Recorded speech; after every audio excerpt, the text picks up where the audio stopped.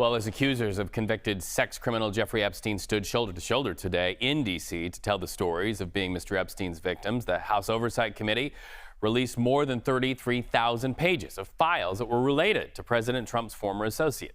The files include court documents, flights records, and a video of Epstein's cell block from just before his death.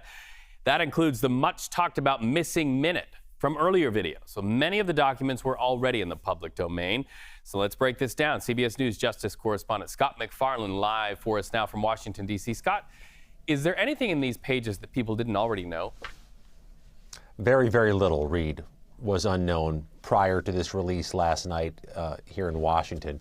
There were some flight logs involving the Epstein plane going back years. They don't have specific names in them. Those flight logs were new to us, but weren't revelatory, didn't tell us anything we didn't know already in their current form. But most of the 33,000 pages were things you could find on a court docket anytime in the past few years. They've been public domain, they've been public knowledge, and there are no bullets inside those documents we didn't know already.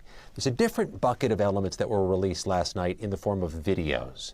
Video of Epstein's final day in prison from the surveillance security camera system there, and some video of him moving about that day. The only question that really was answered through the video from our CBS News review was it dispels this conspiracy theory about there being a missing minute of video from the day of Epstein's death. That was something the Department of Justice said was because of a hiccup in the security camera system. Read, a few weeks ago, CBS News reported there was no missing minute, that it existed, and the release last night shows that minute of time is accounted for in the videotape and that nothing noteworthy happened during it. Well, a lot of people are also saying this release really isn't the revelation the public is hungry for. What questions still remain in this investigation? And I've heard critics call this public release by the House Oversight Committee transparency theater, where there's a lot of documents coming out at once. They're difficult to decipher. It's a tonnage, but there's not a whole lot of there. So it's not going to extinguish these fires that have been burning relentlessly over the last few months for the Trump administration to release more.